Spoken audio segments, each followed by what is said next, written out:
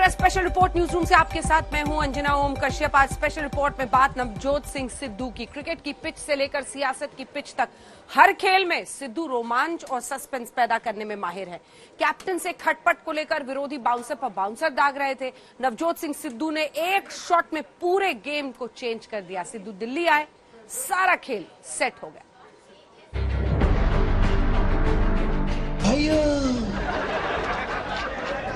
मुझे बरेली बड़ी अच्छी लगती है क्योंकि झुमका वहीं तो गिरा था। पकड़ लो पूछ। पेट्रोल पंप पे जाओ, प्रधानमंत्री का हंसता हुआ नौरानी चेहरा देखिए।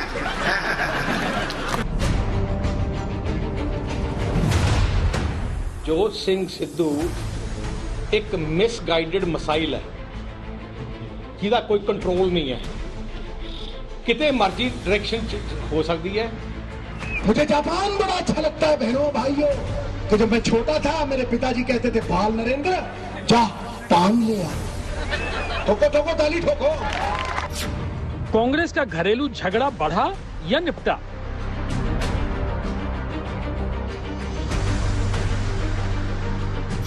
मुस्कुराती तस्वीर के सियासी मायने क्या?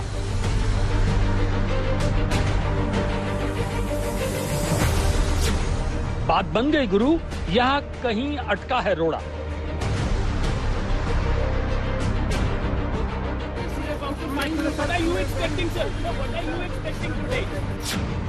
सिद्धू पर आपकी नजर क्यों टिकी है?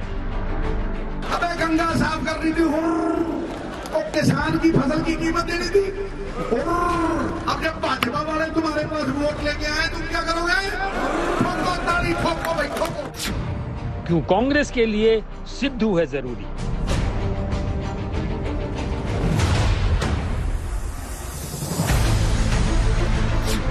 कांग्रेस की संपूर्ण सिद्धू कथा। की तरह खुद को चलाना पड़ता है, यूं ही मुट्ठी में बांध लेने से इंकलाब नहीं होंगे।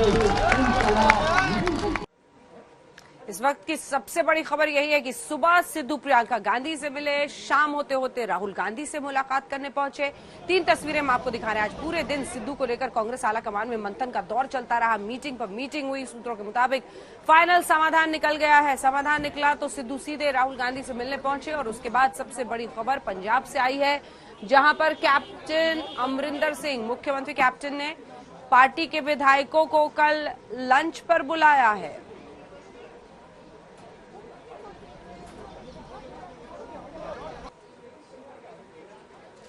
तो इन 3 तस्वीरों के जरिए आप समझ सकते हैं कि लगता है कि कैप्टन और सिद्धू के बीच का पंजाब वाला गतिरोध कांग्रेस पार्टी के लिए खत्म हो गया है। इसमें भूमिका बड़ी प्रियंका गांधी की रही, क्योंकि उन्हीं से मुलाकात के बाद माना जा रहा है जो फॉर्मूला उन्होंने सुझाया वो सिद्धू ने स्वीकार कर लिया, जिसके बाद राहुल गांधी से भी मुलाकात हुई है। और अब कैप्टन अमरिंदर सिंह ने कल विधायकों को लंच पे बुलाया है। तो ये माना जा रहा है कि सिद्धू मान गए हैं, यानी सिद्धू की जो आज प्रियंका गांधी से मुलाकात हुई उसमें फॉर्मूला उन्होंने स्वीकार कर लिया।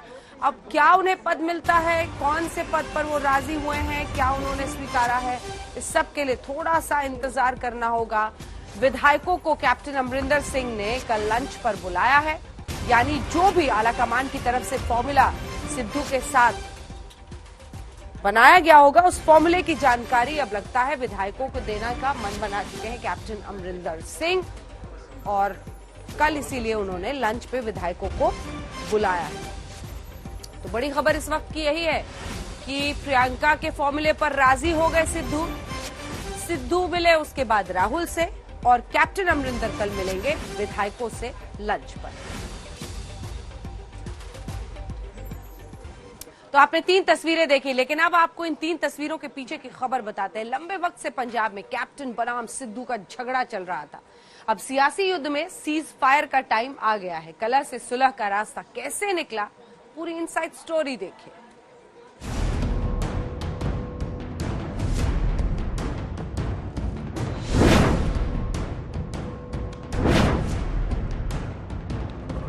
इसे कहते हैं मौके पर चौका लगाना। महज 5 शब्दों में नवजोत सिंह सिद्धू ने सियासत की पिच पर 6 छक्के जड़ दिए। दुनिया को बता दिया और विरोधियों को जता भी दिया कि आने वाले दिनों में पंजाब में क्या होने वाला है। सरल शब्दों में कहें तो अमरिंदर सिंह के साथ उनके मतभेद का आखिरी चैप्टर क्या होगा, यानी बिना कुछ बोले पूरी तस्वीर साफ कर दी। आज आपको इस तस्वीर के दो पहलुओं को समझना होगा। पहला, कांग्रेस के भीतर प्रियंका गांधी की क्राइसिस मैनेजमेंट वाली इमेज, यानी कांग्रेस का प्रियंका फैक्टर। दूसरा, पंजाब की राजनीति में कांग्रेस के अंदर सिद्धू की सीट कितनी पक्की है, यानी पंजाब का सिद्धू फैक्टर। दरअसल कांग्रेस आलाकमान ने पंजाब के मुख्यमंत्री कैप्टन अमरिंदर सिंह से मुलाकात नहीं की, लेकिन सिद्धू से प्रियंका गांधी ने न सिर्फ मुलाकात की बल्कि पूरे दिन कलह को सुलह में बदलने के लिए गांधी परिवार के बीच मीटिंगों का दौर चलता रहा। कवायद के पीछे कोशिश यही रही कि कैप्टन और सिद्धू के बीच मतभेद पर विराम लगाया जाए, लेकिन ये कैसे होगा, इसका मोर्चा खुद प्रियंका गांधी ने संभाला। सुबह सुबह सिद्धू साहब के एक ट्वीट ने कई कयासबाजियों पर विराम लगाया, उसके साथ ही कई नए सवाल खड़े कर दिए। प्रियंका गांधी वाड्रा और सिद्धू साहब की मुस्कुराती हुई तस्वीर इस बात का इजहार कर रही थी कि शायद उनकी लंबी मुलाकात उम्मीद भरी रही और आगे उनके लिए नतीजे अच्छे होंगे।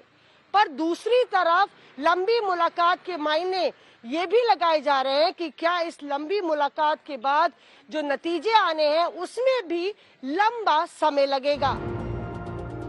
मंगलवार को सिद्धू के साथ मीटिंग की अटकलों को खुद राहुल ने विराम दे दिया, लेकिन बुधवार को कंफ्यूजन दूर हो गया। सिद्धू से मुलाकात करने से पहले प्रियंका सुबह करीब 9:45 बजे राहुल से मिलने उनके घर पहुंची। मीटिंग के बाद वो वापस घर लौटी, जहां 11 बजे नवजोत सिंह सिद्धू से मुलाकात की। इसके बाद प्रियंका दोपहर करीब 12 बजे पहुंची कांग्रेस अध्यक्ष सोनिया गांधी से 10 जनपद पर मिलने। सोनिया गांधी से मुलाकात के बाद वो एक बार फिर राहुल गांधी के घर आईं। दिलचस्प बात यह है कि इसके बाद राहुल गांधी खुद सोनिया गांधी को अपने घर लेकर आए। राहुल के निवास पर लंबी मीटिंग चली और उसके बाद सोनिया गांधी 10 जनपद लौट गईं और प्रियंका अपने घर। मैराथन मीटिंग की कवायद यही है कि चुनाव से 10 महीने पहले पंजाब में खड़ा हुआ तूफान किसी तरह थम जाए। सूत्रों से मिली जानकारी के मुताबिक सिद्धू ने अपनी बात रखी। सिद्धू का साफ कहना है कि अगर उनकी गलती तो पार्टी कार्रवाई कर सकती है। सिद्धू का पक्ष, नंबर 1, ड्रग्स सिंडिकेट पर एक्शन क्यों नहीं। नंबर 2, केबल माफियाओं पर लगाम क्यों नहीं। नंबर 3, बेअदबी केस को क्यों दबाया गया। नंबर 4, ट्रांसपोर्ट सिंडिकेट क्यों नहीं तोड़ा गया। नंबर 5, कैप्टन के खिलाफ नहीं, सोच के खिलाफ। सूत्रों का कहना है कि सिद्धू के वर्जन को सुना गया और उसी हिसाब से समाधान का रास्ता खोजा जा रहा है। एक बात एकदम साफ है कि 2022 में कांग्रेस का चेहरा कैप्टन ही होंगे और अब बीच का रास्ता निकालकर सिद्धू की नाराजगी को दूर किया जाएगा। इस क्राइसिस मैनेजमेंट का टास्क प्रियंका गांधी के हाथ में है। उम्मीद है कि जल्द सुलह हो जाएगी। आपको याद होगा कि राजस्थान में गहलोत बनाम पायलट विवाद हो या छत्तीसगढ़ में अंदरूनी झगड़ा, प्रियंका कांग्रेस के संकट मोचन के रूप में उभर रही हैं। लंबे समय से पंजाब कांग्रेस पर मंडरा रहे संकट के बादल क्या छटने वाले हैं। दरअसल मौसम बदला सिद्धू और प्रियंका की मुलाकात ने। बताया जा रहा है कि प्रियंका गांधी के सुझाए प्लान पर सिद्धू के साथ साथ कैप्टन भी राजी हो सकते हैं और 48 घंटे में हो सकता है अहम ऐलान, जैसे मिल सकती है सिद्धू को बड़ी जिम्मेदारी। पार्टी हाईकमान को भी लगता है कि जितनी जल्दी पंजाब की रार को खत्म किया जाए उतना ही कम नुकसान पार्टी को होगा। कैमरा पर्सन हिमांशु के साथ मौसमी सिंह, दिल्ली, आज तक।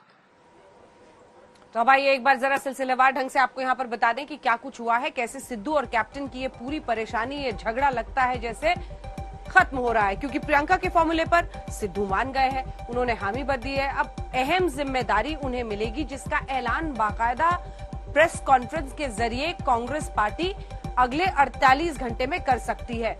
तो ये अब 48 घंटे का इंतजार है, लेकिन सिद्धू फॉर्मूले पर राजी हो गए हैं। कांग्रेस पार्टी प्रेस वार्ता में इसका ऐलान करेगी और इसी के साथ कैप्टन और सिद्धू का झगड़ा खत्म हो गया। लेकिन देखिए, कांग्रेस पार्टी के नजरिए से अगर आप देखें तो उनके लिए बहुत जरूरी भी था कि चुनावों से पहले इस लड़ाई को खत्म करे। कैप्टन अमरिंदर सिंह एक वक्त पर राजीव गांधी के दोस्त, सोनिया गांधी के करीबी, इधर सिद्धू को बीजेपी से लेकर आए थे, उनको भी मान मना के किसी तरह से पार्टी में रखना था। आखिर 2022 के चुनाव में इन्हीं दोनों बैट्समैन को ओपनिंग पेयर के तौर पर कांग्रेस पार्टी को उतारना है। 11 लाख रुपए आ गए जेब में, नहीं आए, गंगा साफ हो गई, तो 2 करोड़ नौकरी मिल गई, नहीं मिली तो फिर मिलेगा क्या? बाबा जी का ठुल्लू वो भी नहीं मिला ठकोतारी। और जो चेहरे रोज बदलते हैं नकाबों की तरह। आज सियासी दुनिया में सिद्धू के चर्चे हैं, क्योंकि अपनी बेबाकी के पर्चे बांटने में वो माहिर है। यहाँ आपको ये समझना है कि पंजाब की राजनीति में सिद्धू कहाँ खड़े हैं, यानी सिद्धू फैक्टर क्या है। इसे आप कुछ बिंदुओं से समझ सकते हैं। सबसे पहले बात किसान आंदोलन की। फैक्टर नंबर 1, नए कृषि कानून से नाराज किसानों में सिद्धू लोकप्रिय है। मोदी सरकार का विरोध किया और किसानों का खुला सपोर्ट किया। 2022 चुनाव में पंजाब के किसान हार और जीत में निर्णायक भूमिका अदा करेंगे। ਅੱਜ ਆਪਾਂ एकजुट होके एक मुठ होके कॉमन मिनिमम प्रोग्राम की गल करिए। मैं बड़े टका के गल कह रहा कि अज इन्होंने एक कानून क्यों लिया, क्योंकि ई नाम ते पहले ही सी। सरकारी मंडियां दे विच ई गवर्नेंस दे नाल सरकारी खरीद हुंदी सी, ऑनलाइन मंडियां सीगियां, ऑनलाइन मंडियां दे उत्ते खरीद हुंदी सी। फिर एक कानून लियाउण दी की लोड़ सी?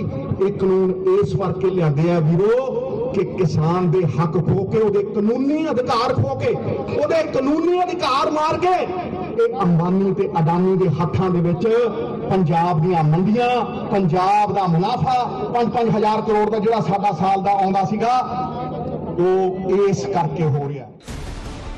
ये तस्वीरें आपको याद होंगी जब नवजोत सिंह सिद्धू सिखों की आस्था के केंद्र पाकिस्तान के करतारपुर गए थे। वही करतारपुर कॉरिडोर जिससे सिखों की भावनाएं जुड़ी हुई हैं। फैक्टर नंबर 2, करतारपुर साहिब गुरुद्वारे का रास्ता खुलवाने का प्रयास किया। सिखों की आस्था का अहम केंद्र है करतारपुर साहिब गुरुद्वारा। पाकिस्तान के न्योते पर नवजोत सिंह सिद्धू करतारपुर गए थे। करतारपुर में सिद्धू के रोल को लेकर सिखों का सेंटिमेंट पक्ष में है। ਜਦੋਂ ਬਾਬਾ ਨਾਨਕ ਦਾ 550ਵਾਂ ਤੁਸੀਂ ਗੁਰਪੁਰਬ ਮਨਾਓਗੇ ਤੇ ਅਸੀਂ ਲਾਂਘਾ ਖੋਲ ਦੇਵਾਂ। ਹੁਣ ਵੇਖੋ ਜਦੋਂ ਕੋਈ ਇਹੋ ਜੀ ਗੱਲ ਕਵੇ ਬਾਬਾ ਨਾਨਕ ਦਾ ਨਾਮ ਲਵੇ ਤੇ ਭਾਈ ਉਹ ਤੇ ਤੁਹਾਡੇ ਲਈ ਸਭ ਕੁਝ ਹੀ ਲੈ ਕੇ ਆ ਗਿਆ। मेरा दायरा नहीं है, मेरा दायरा एक दोस्त का है।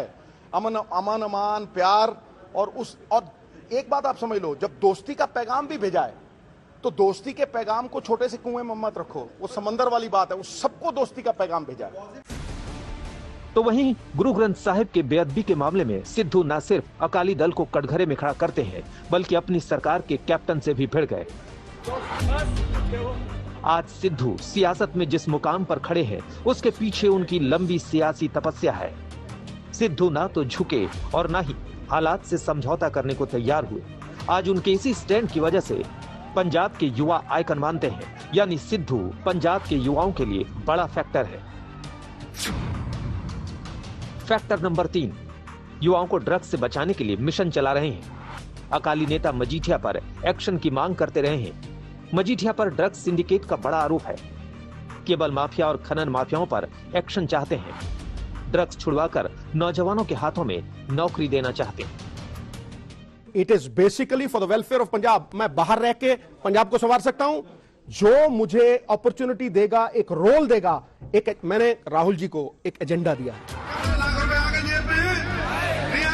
गंगा साफ हो गई। पंजाब की राजनीति में नवजोत सिंह सिद्धू का चेहरा 2022 में असरदार साबित होगा। ये बात कांग्रेस भी समझ रही है और पंजाब में कांग्रेस के विरोधी भी। आज तक ब्यूरो।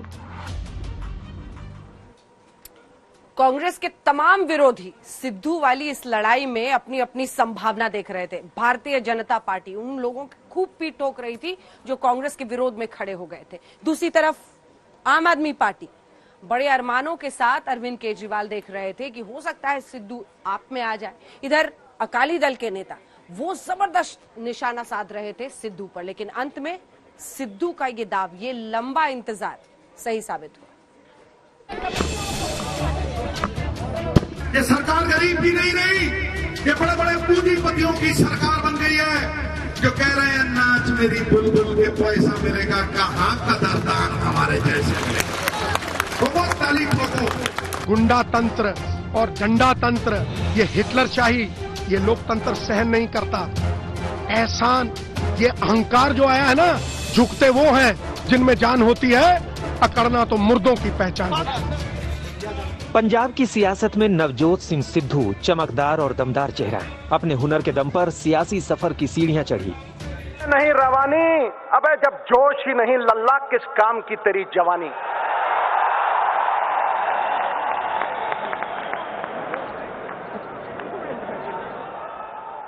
देवता ना काठ की मूर्ति में ना मिट्टी की, देवता भावना में विद्यमान है। और जैसे नर्मदा माई में बहता हुआ कोई तिनका किसी शिवलिंग के ऊपर टिक जाए तो क्या महसूस करेगा, वैसे ये सिद्धू यहां तुम्हारे महाकुंभ में आके महसूस कर रहा है। मैं फकीर हूं। पंजाब की सियासत में सिद्धू आज की तारीख में खरा सिक्का है, क्योंकि एक तरफ वो युवाओं में खूब लोकप्रिय हैं, तो दूसरी तरफ उनकी छवि बेदाग है। सिद्धू के सियासी कद का आकलन आप 3 तस्वीर से कर सकते हैं। नवजोत सिंह सिद्धू की नाराजगी दूर करने के लिए प्रियंका गांधी ने मोर्चा संभाला। पंजाब में आम आदमी पार्टी की मजबूत संभावना तलाश रहे अरविंद केजरीवाल की मंशा यही है कि सिद्धू हाथ छोड़कर झाड़ू थाम ले। वहीं विरोधी सिद्धू पर सियासी भविष्यवाणी करने को मजबूर है। पंजाब में कैप्टन अमरिंदर सिंह के मतभेद के बीच सिद्धू पर अरविंद केजरीवाल ने बड़ा बयान दिया। केजरीवाल ने अंदर खाने सिद्धू से सियासी सेटिंग का ना तो खंडन किया और ना ही स्वीकार किया। मंशा साफ है, केजरीवाल बयान देते वक्त वेट एंड वॉच की मुद्रा में है। वहीं अकाली दल ने मिसगाइडेड मिसाइल का बाउंसर सिद्धू पर मारा। जोत सिंह सिद्धू एक मिसगाइडेड मिसाइल है जिहदा कोई कंट्रोल नहीं है। किते मर्जी डायरेक्शन हो सकती है, किते मर्जी ਵੱਜ सकती है, अपने ਤੇ ਹੀ ਵੱਜ ਸਕਦੀ ਉਹਦੇ। ਤੁਸੀਂ ਇੱਕ ਗੱਲ ਦੱਸੋ, ਅੱਜ ਤੱਕ ਜੇ ਤੁਸੀਂ ਉਹਦਾ 20-25 ਸਾਲ ਦਾ ਇਤਿਹਾਸ ਦੇਖੋ, ਕਿਸੇ ਨਾਲ ਨਹੀਂ ਬਣੀ ਉਹਦੀ। ਜੇ ਕ੍ਰਿਕਟ ਸੀ, ਕ੍ਰਿਕਟ 'ਚ ਵੀ ਲੜ ਕੇ ਭੱਜ ਕੇ ਆਇਆ ਸੀ, ਬੀਜੇਪੀ 'ਚ ਆਇਆ ਸੀ, ਜਿਹਨੂੰ ਆਪਣਾ ਮਾਈ ਬਾਪ ਕਹਿੰਦਾ ਸੀ ਉਹਨਾਂ ਨੂੰ ਚੋਰ ਕਹਿਣ ਲੱਗ ਗਿਆ, ਫਿਰ ਕਾਂਗਰਸ ਚਲੇ ਗਿਆ, ਫਿਰ ਜਿੱਥੇ ਤੁਸੀਂ ਉਹਦੀ ਨਾ 5-6-10 ਡਾਇਲੌਗ ਰੱਟੇ ਹੈ, ਉਹ ਡਾਇਲੌਗ ਨੂੰ ਹਰ ਜਗ੍ਹਾ ਵਰਤਦਾ ਹੈ। ਉਹ ਇਹਨੂੰ ਸੋਨੀਆ ਗਾਂਧੀ ਨੂੰ ਖੁਸ਼ ਕਰ ਲੈਂਦਾ ਹੈ, ਉਹਦੇ ਨਾਲ ਹੀ ਮਤਲਬ ਮੋਦੀ ਸਾਹਿਬ ਨੂੰ ਪਹਿਲੇ ਖੁਸ਼ ਕੀਤਾ ਸੀ। तो इस करके एज आ मिसगाइडेड बंदा जिन्हों कला सोचता कि मैं भाषण एक्टिंग करके अज पंजाब नूं एक्टिंग लानी चाहिए। मैं सिद्धू साहब का बड़ा सम्मान करता हूं। सिद्धू साहब कांग्रेस के नेता हैं, सीनियर नेता हैं, तो इस तरह की ऐसे लूज टॉक नहीं करनी चाहिए किसी भी नेता के बारे में। चंपा के 10 फूल चमेली की एक कली। हाजिर जवाब सिद्धू ने अकाली दल के बाउंसर पर सिक्सर जड़ दिया। ट्वीट करते हुए पूरा हिसाब बराबर कर दिया। इस मिसाइल का निशाना आप है। जब तक पंजाब के खंडहरों पर बना आपका सुख विलास एक पब्लिक स्कूल और सरकारी अस्पताल में नहीं बदल जाता, मैं नहीं झुकूंगा। यही तो है सिद्धू होने का मतलब। भाषण की अनूठी कला के बूते सिद्धू हमेशा अपने करीबियों और विरोधियों की जुबान पर छाए रहते हैं। सिद्धू बड़ा स्पष्ट कह रहा है कि किस प्रकार वहाँ पर माइनिंग में घोटाला हो रहा है, किस प्रकार वहाँ पर केबल में घोटाला हो रहा है, किस प्रकार वहाँ पर ट्रांसपोर्ट में घोटाला हो रहा है, किस प्रकार वहाँ पर ये जो शराब के ठेकों में घोटाला हो रहा है। तो ये लगातार मामले सामने आ रहे हैं, परंतु ये सारी लड़ाई असल में कांग्रेस के 10 जनपद की है। यहाँ पर परिवार की लड़ाई है। परिवार में सोनिया गांधी कुछ कहती हैं, राहुल गांधी, प्रियंका वाड्रा कुछ और मन है, उसके चलते पंजाब को नुकसान हो रहा है। तो खैर विपक्ष कुछ भी कहता रहे, ऐसा लगता है कि कांग्रेस पार्टी में कम से कम पंजाब की ये लड़ाई कैप्टन और सिद्धू की खत्म हो रही है। लेकिन एक झगड़ा है जो खत्म नहीं हो रहा, किसानों के आंदोलन का। गाजीपुर बॉर्डर की तस्वीरें आपको दिखाते हैं, क्योंकि आज यहाँ पर किसान नेता और जो बीजेपी के कार्यकर्ता हैं वो आमने सामने हो गए। बीजेपी कार्यकर्ताओं का आरोप था कि आंदोलनकारियों ने हम पर हमला कर दिया। वो कह रहे हैं कि स्टेज पर ही, मंच पर ही कब्जा करना चाहते हैं बीजेपी कार्यकर्ता।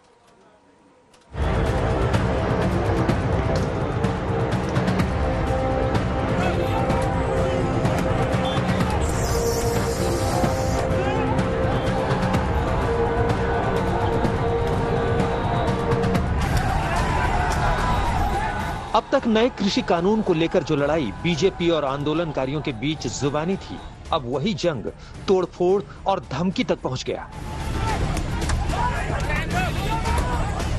किसानों का काले झंडे वाला विरोध, बीजेपी वर्कर्स पर हुआ हमला, बीजेपी नेताओं की गाड़ियां तोड़ी गई, लाठी डंडे और छिड़ गया संग्राम, दौड़ाते आंदोलनकारी, भागे बीजेपी नेता। तस्वीर गाजीपुर बॉर्डर की है। वही गाजीपुर बॉर्डर, जहां आंदोलनकारी किसान और बीजेपी कार्यकर्ता आमने सामने आ गए। फिर क्या हुआ आप देख सकते हैं।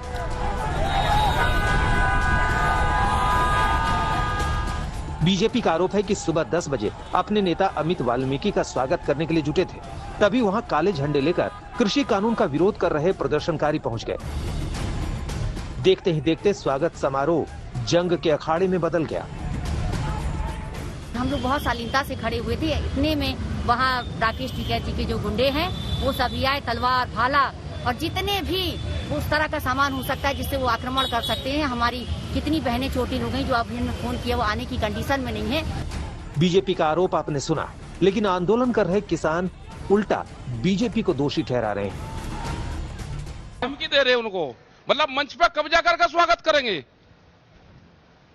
इसको रोड को ब्लॉक करें ऊपर से, वे फिर वहां को आएंगे ना सारे के सारे। पुलिस फोर्स की मौजूदगी में हुआ, पुलिस के लोग वहां पे थे, मंच पे कब्जा करना चाहते थे, झंडे लगा कर स्वागत करना चाहते थे, ये दिखाना चाहते थे कि गाजीपुर बॉर्डर पे हमने मंच पे कब्जा करके अपने लोगों का स्वागत करा। अगर मंच इतना प्यारा है तो इसमें शामिल हो जाओ ना, ऐसी बीमारी पार्टी में हो क्यों? आंदोलनकारी किसानों की दलील अपनी जगह है, लेकिन तस्वीर की गवाही कुछ और कहानी बयां कर रही है।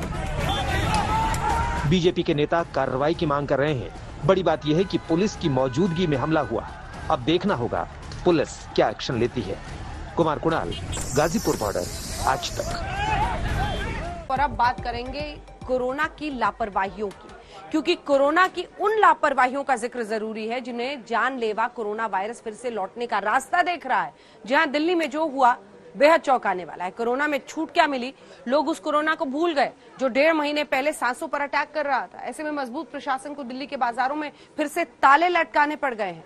कोरोना गाइडलाइंस को लेकर दिल्ली की रिपोर्ट ठीक नहीं है। अगर ऐसा ही रहा तो दिल्ली वालों के लिए ये बेहद घातक सिद्ध हो सकता है।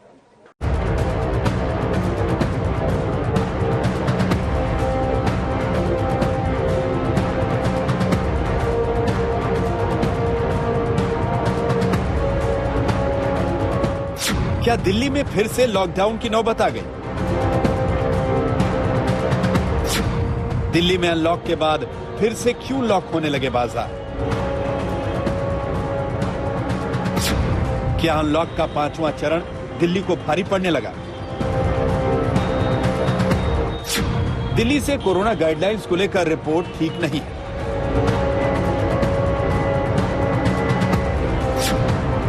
कोरोना अभी गया नहीं और दिल्ली में भीड़ बेकाबू होने लगी। दिल्ली ने दूसरी लहर का तांडव देखा, तीसरी लहर भी तैयार है। आखिर दिल्ली वाले कोरोना को फिर से बुलाने पर क्यों उतारू? क्या दिल्ली वाले सीएम केजरीवाल की चेतावनी भूल गए? क्या आपको दिल्ली के सीएम केजरीवाल की चेतावनी याद है? नहीं याद है तो आपको याद दिला देते हैं। जी हां, अरविंद केजरीवाल ने साफ साफ शब्दों में कहा था, अगर दिल्ली में कोरोना बढ़ा तो फिर से लॉकडाउन लगाना पड़ेगा। जब तक जरूरी ना हो तब तक घरों से बाहर ना निकलें। अगर कोरोना फिर से बढ़ने लग गया, हमारे पास कोई चारा नहीं बचेगा फिर से लॉकडाउन लगाने के लिए। हम नहीं चाहते लॉकडाउन लगाना, हम लॉकडाउन के पक्ष में बिल्कुल नहीं है और आप भी नहीं चाहते। लॉकडाउन कोई अच्छी चीज नहीं है, मजबूरी में लगाना पड़ता है। और एक चीज कि जब तक जरूरत नहीं पड़े घर से बाहर ना निकले। जरूरत बहुत जरूरी हो तभी घर से बाहर निकले, जरूरत ना पड़े तो घर से बाहर ना निकले। दिल्ली खुल तो गई, लेकिन लगता है दिल्ली वालों ने केजरीवाल की बात एक कान से सुनी और दूसरे कान से निकाल दी। 19 अप्रैल को लॉकडाउन लगने के बाद दिल्ली 31 मई से अनलॉक होना शुरू हुई थी। कोरोना का खौफ थोड़ा कम हुआ था और अब सोमवार यानी 28 जून से दिल्ली में अनलॉक का 5वां चरण शुरू हुआ और ये 5वां चरण दिल्ली के लिए एक नया डर लेकर आया है।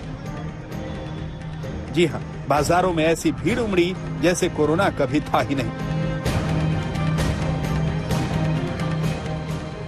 और फिर वही हुआ जो केजरीवाल ने कहा था। लक्ष्मी नगर की मेन मार्केट से लेकर उसके आसपास के बाजारों में ताले पड़ गए।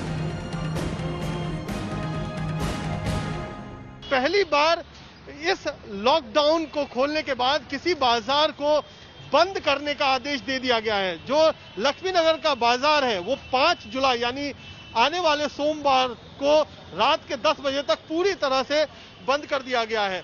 तमाम जो शटर हैं वो बंद है। क्या है आप लोगों का यहाँ पर क्या वजह रही? बंद है दुकानें? जी बंद है। क्या है? कब से बंद है? लॉकडाउन आज से बंद है। क्या यहाँ भीड़ बहुत हो रही थी? बहुत भीड़ हो रही थी यहाँ। तो ये मुश्किल है। जो दुकान के तमाम कर्मचारी हैं वो यहाँ पर खड़े हैं क्योंकि उन्हें अभी जानकारी मिली है कि इस तरीके से पूरा बाजार बंद करने का डिस्ट्रिक्ट मजिस्ट्रेट यानी डीएम का आदेश दिया गया है। तो ये स्थिति है।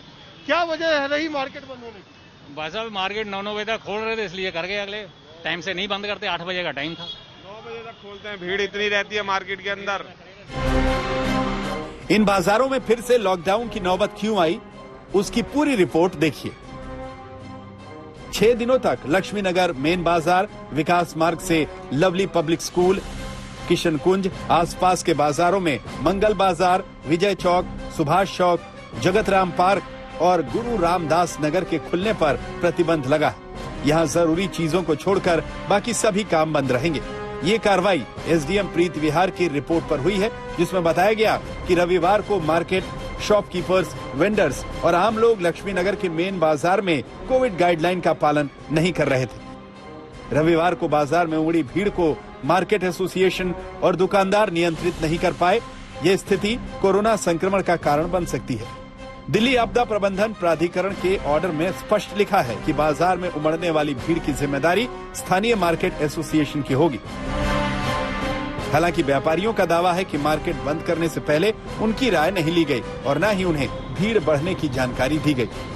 हम आपको बता दें कि दिल्ली में सोमवार से अनलॉक 5 की प्रक्रिया के तहत सभी stand alone shop, neighbourhood shop, residential complex की दुकानें बिना ऑड इवन नियम के खोलने की इजाजत दी गई थी। गैर जरूरी सामान या सेवाओं से संबंधित दुकानों को खोलने का समय सुबह 10 बजे से शाम 8 बजे तक किया गया था। जिम, योग केंद्र, होटल, कोर्ट और घरों से बाहर निकलकर banquet hall, marriage hall, hotel में शादी की छूट भी दी गई। दिल्ली खुली तो बेतहाशा खुल गई। अब मेट्रो स्टेशन की ये तस्वीर देखिए, कैसे सैकड़ों लोग मेट्रो स्टेशन पर जुटे हैं। लंबी लंबी लाइनें लग रही हैं, सोशल डिस्टेंसिंग और कोरोना नियमों की धज्जियां उड़ रही हैं। दिल्ली मेट्रो में परेशानियों का जो तांता है वो खत्म नहीं हो रहा है। दूसरी कोरोना वेव है, लेकिन आपको दिखाएं कि किस तरीके से भीड़, सोशल डिस्टेंसिंग, मुश्किलें लोगों की बढ़ती हुई दिखाई पड़ रही हैं। यहाँ वैशाली मेट्रो स्टेशन है और यहाँ गेट पूरी तरह से बंद कर दिया गया है।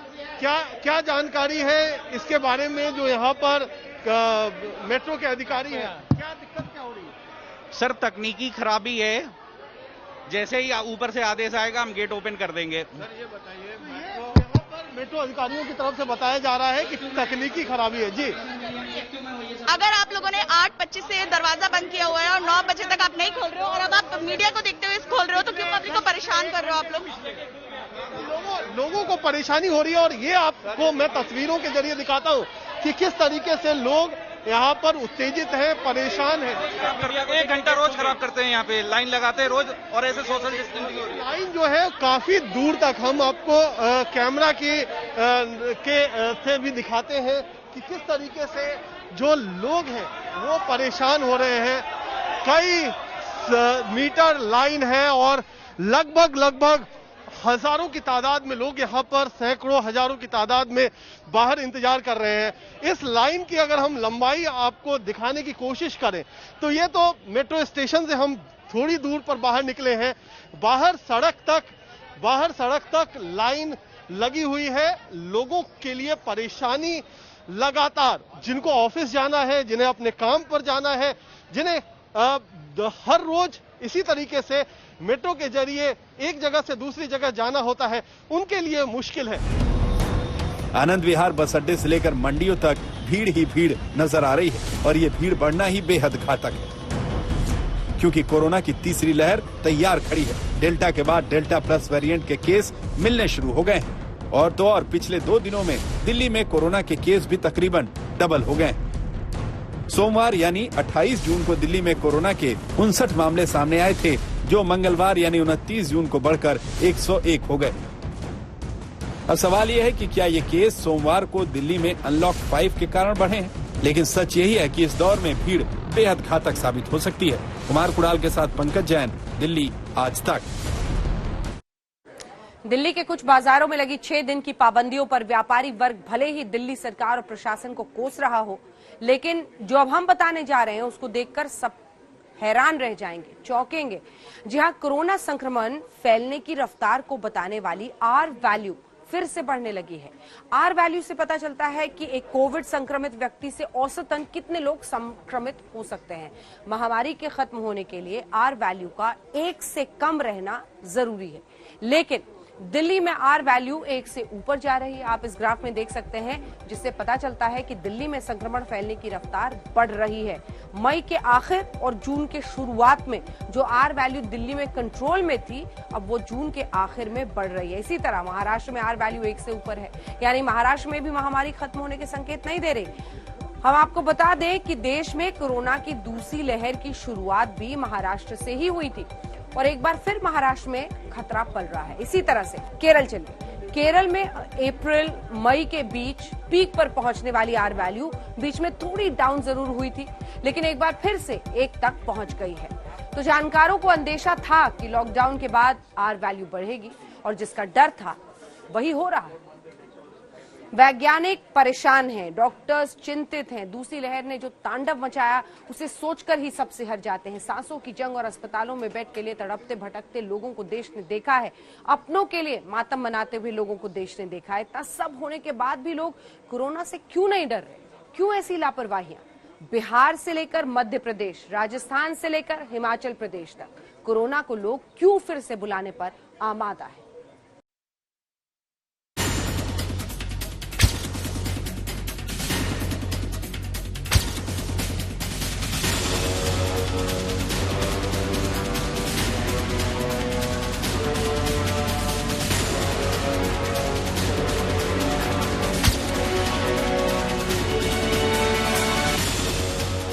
भारत में कोरोना की दूसरी लहर भले ही मंद पड़ गई है, लेकिन ये याद रखना होगा कि कोरोना अभी गया नहीं है और तीसरी लहर का खतरा भी बरकरार है। जो लोग ये समझ रहे हैं कि कोरोना चला गया, वो जिंदगी की सबसे बड़ी भूल कर रहे हैं। इसका सबसे बड़ा सबूत है 2 दिन के अंदर देश में कोरोना के बढ़ते आंकड़े। भारत में पिछले 24 घंटे में कोरोना वायरस से 45,951 लोग संक्रमित मिले हैं, जबकि मंगलवार को देश में कोरोना वायरस के 37,566 मामले आए थे।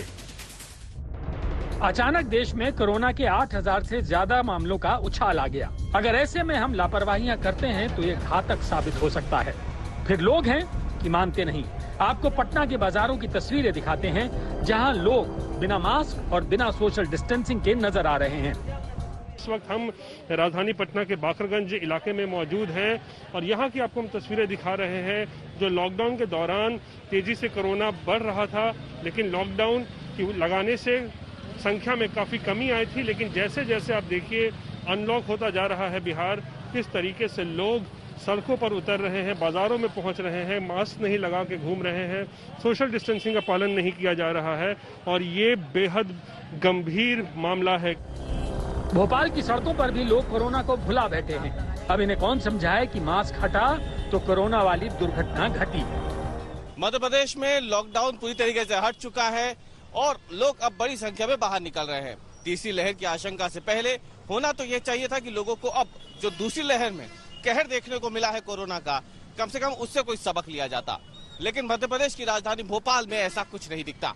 लोग जब बाहर निकलते हैं तो उनमें से कई ऐसे लोग हैं, बड़ी संख्या में अगर आप देखें सड़कों पे, तो वो बिना मास्क के निकल रहे हैं और ये एक बड़ा सवाल पैदा कर देता है उन लोगों पे कि आखिरकार तीसरी लहर की संभावना से पहले वो कुछ सीख क्यों नहीं रहे हैं। हिमाचल प्रदेश में उमड़ी टूरिस्टों की भीड़। सोलन में प्रशासन ने लगाई धारा 144। और ये देखिए हिमाचल प्रदेश के सोलन की तस्वीरें, कैसे टूरिस्ट कोरोना गाइडलाइंस की धज्जियां उड़ा रहे हैं। सोलन में इतने टूरिस्ट आ गए कि प्रशासन को मजबूरी में धारा 144 लगानी पड़ी। हिमाचल के नारकंडा में भी टूरिस्टों की भीड़। यही हाल नारकंडा हिल स्टेशन का रहा, यहां भी टूरिस्ट उमड़ पड़े। राजस्थान के दौसा में कोरोना को न्योता, वैक्सीनेशन सेंटर पर आउट ऑफ कंट्रोल हुई भीड़। ये तस्वीरें राजस्थान के दौसा की हैं। यहाँ 18 साल से 45 साल के लोगों को वैक्सीन लगाई जा रही है, लेकिन वैक्सीनेशन सेंटर पर भीड़ इतनी है कि लोग एक दूसरे से रगड़ खा रहे हैं। सोशल डिस्टेंसिंग का नामो निशान नहीं है। यहाँ लोग कोरोना को भगाने के लिए वैक्सीन लगवाने आए हैं, लेकिन यहाँ जितनी भीड़ है उससे कोरोना को जैसे न्योता दिया जा रहा है। आज तक ब्यूरो। तो कोरोना की दूसरी लहर देश में अभी खत्म हुई नहीं कि तीसरी लहर की आहट आ गई है। जी हाँ, वैज्ञानिक डॉक्टर्स ये बता रहे हैं, लेकिन सरकार क्या कह रही है इस तीसरी लहर की आशंका पर, देखिए।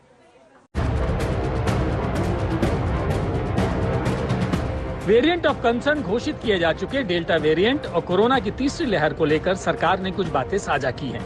कोविड टास्क फोर्स के चीफ डॉक्टर वी.के. पॉल ने कहा है कि तीसरी लहर का आना या न आना हमारे हाथ में है। इसमें ओवरऑल डिसिप्लिन मायने रखता है। उन्होंने कहा कि देश में मौजूद डेल्टा वेरिएंट का अप्रत्याशित व्यवहार भी महामारी की तस्वीर को बदल सकता है। तीसरी लहर पर सरकार ने 3 पॉइंट रखे हैं। डेल्टा प्लस वेरिएंट पर और स्टडी की जरूरत है। इसके आने की तारीख तय करना सही नहीं होगा और लहर कितनी बड़ी होगी ये हमारे व्यवहार पर निर्भर करेगा। डेल्टा प्लस वेरिएंट के मामले देश में 12 राज्यों में सामने आए हैं। अभी तक ऐसा कोई साइंटिफिक डेटा हमारे पास मौजूद नहीं है जिससे ये साबित होता हो कि डेल्टा प्लस वेरिएंट वैक्सीन की क्षमता को कम करता हो। इस पर अभी और स्टडी की जरूरत है, लेकिन राज्य सरकारों ने तीसरी लहर के मद्देनजर तैयारियां तेज कर दी हैं। आज तक ब्यूरो। इसी के साथ स्पेशल रिपोर्ट में न्यूज रूम से इतना ही। देश दुनिया की बाकी खबरों के लिए आप देखते रहिए आज तक।